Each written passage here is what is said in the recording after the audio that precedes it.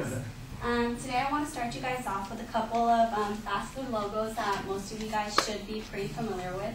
So we have Wendy's, Domino's, Burger King, KFC, one of our most famous, McDonald's, and Taco Bell. Okay, so fast food industries have completely changed the way that people eat nowadays and the food standards that are demanded by consumers. People want food that is cheap, filling, and most importantly, delicious. However, what many do not realize is the importance of their health and what these new standards of food are doing to them. Health issues are arising due to the diets that people are now accustomed to, which was an issue that was rarely seen in the past since food was more organic and people ate at home. The book Fast Food Nation states, every day in the United States, roughly 200,000 people are sickened by foodborne illnesses, 900 are hospitalized, and 14 die. Just looking at these numbers is scary as we realize that food is an essential to life, and seeing as how we all eat, this can apply to all of us. Today, I want to awaken you to the health issues that are arising due to the regular consumption of fast food and the poor quality of the food, starting with why these issues are arising and ending with the diseases that doctors worry about the most. Fast food has become a part of most American diets. Fast food is easy for people to obtain since it is quick and most places have a convenient drive-thru. And a survey done by the American Dietetic Association shows that people who are between the ages of 20 to 39 are more likely to eat fast food. Females, which is I thought it was weird, are more likely to eat fast food than males. Blacks are most likely to eat fast food. The survey was kind of not to scale since it shows that white people were the ones who ate it most, but I guess the sample size shows that it was the blacks who ate it more.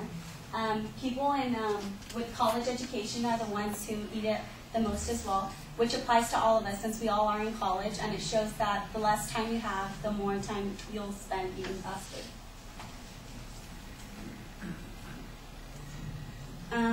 Households now also have two parents who work instead of just one. Residents of the United States spend more on fast food a year than they do on movies, books, magazines, newspapers, videos, and records combined. Americans shelled out more than $110 billion on burgers, fried chicken, and in the like in 2000 compared with $6 billion in 1970. Another factor is that the quality of fast food is also decreasing. It's becoming poorer over the years. Pink slime is an issue that today many are trying to petition from being sold. It is actually lean, fine, texturized beef, a low-cost ingredient in ground beef made from the fatty leftovers of meat trimmings from other cuts. The bites are heated to about 100 degrees Fahrenheit and spun to remove most of the fats. Then they're compressed into blocks to use for ground meat. The product made by South Dakota-based Beef Products Incorporation is then exposed to a puff of ammonium hydroxide gas to kill bacteria such as E. coli and salmonella. Although it shows that people try to petition this from being sold because it does have ammonium hydroxide gas, but it shows that it's not, it doesn't affect our health. But still, people think that it's kind of weird since that is used as like a household cleaner. So now I will talk about 3 of the main diseases caused by fast food. The first is obesity. It is a growing problem in the United States. People's eating habits, along with their lack of exercises, has increased the amount of people with this disease. According to the Encyclopedia of the Animated Dissection of Anatomy, obesity means having too much body fat. It's not the same as being overweight, which means weighing too much. A person may be overweight from extra muscle, bone, or water, as well as having too much fat. Although both these terms mean weighing too much, it also has to do with your height. So you can weigh a lot but be short, so that means that you are obese. And you can weigh a lot, but if you're really tall, it makes sense since you are taller. This is a picture that shows like how a normal child should look, and then these are the stages as they're growing into obesity. So it starts from normal to obese, and in the middle, that's what would be overweight. You're not obese, but you're just not the weight you should be for your size. Fast food contains high saturated fats and calories. Fast foods are packed with high amounts of sugar, carbohydrates, and oil. Even a small amount of fast food can increase your calorie intake considerably. A study done by CBS News shows that every day nearly 1/3 of U.S. children ages 4 to 19 eat fast food. which is likely to pack about 6 extra pounds per year and increase the risk of obesity. Dr. David Lundwood said that although these numbers are surprising, since there is billions of dollars spent each year on fast food advertising directed to children, it shouldn't be a surprise. Heart disease is the second issue that I would like to talk about.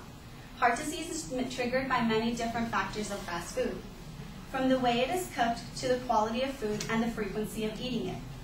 According to the Journal of the American Heart Association, heart disease is the main cause of death for Americans. As of 2012, 36.9% of Americans have some form of cardiovascular disease, and the number is expected to increase gradually to 40.5% by 2030. And the two main risks for this are obesity and high blood pressure, which are all contributed to by fast food, the increase of consuming fatty foods. Fast foods create a much higher risk of heart disease because of the high levels of saturated and trans fat. These fats can clog up the arteries and over time contribute to high cholesterol levels. And in recent years, doctors have been most concerned about the young adults because since they are so busy, they're the ones who are taking in most of the fast food. The last disease I would like to talk about is diabetes. Diabetes type 2 is when the pancreas is unable to supply sufficient amounts of insulin to convert sugars into energy.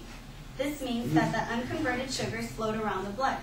This could be very harmful. And a study funded by the National Heart, Lung, and Blood Institute revealed that young people who eat fast food on a regular basis are more likely to gain weight and in turn experience insulin resistance in middle age. Conducted over a 15-year period, participants who ate fast food were more frequently to experience the insulin resistance and gain more weight. So as you can see, these three diseases have really increased over the years, along with many other diseases. Sleep apnea, liver damage, stroke, arthritis, respiratory problems are all caused by overeating or the consumption of fast food. Although fast food is the easiest way to grab a bite to eat, knowing the facts about fast food is very important. So today I want to leave you guys off with just this image of how much money we actually spend on fast food.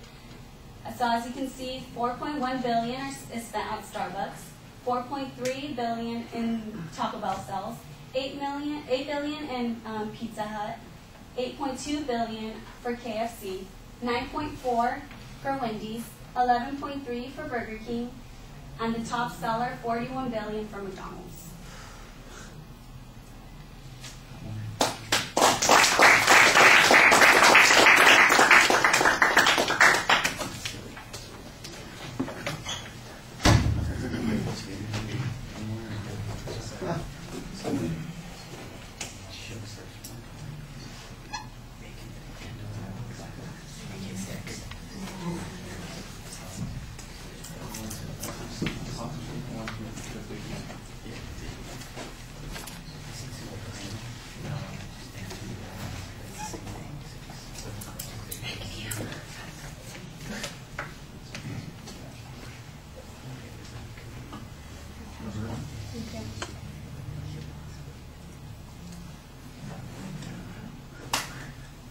All right, Leslie, what did you think?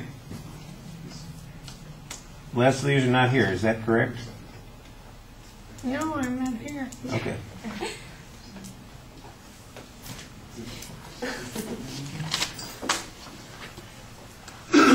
Well, I'll tell you what I thought. The greeting is probably okay, given the context. The visual is really your attention device, and it's fine. I think it could be a little bit more interesting and dramatic.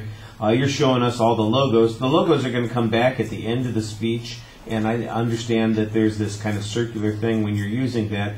But to me, I would imagine that what would be a lot more stimulating to the audience would be images of the food itself. And that would have been pretty provocative. Of course, that might have been counterproductive, too, because it might have made everybody hungry for that kind of crummy food. You clearly state what the end purpose of your goal of your presentation is. And you have a little bit of justification. You got the quote early on about all the risks that we're taking. I thought the preview set up what the main points were going to be pretty clearly. In the body of the speech, when you first got started, I thought there was a whole bunch of data that didn't get cited. Now, that was only for the first couple of minutes. Once you were past that first couple of minutes,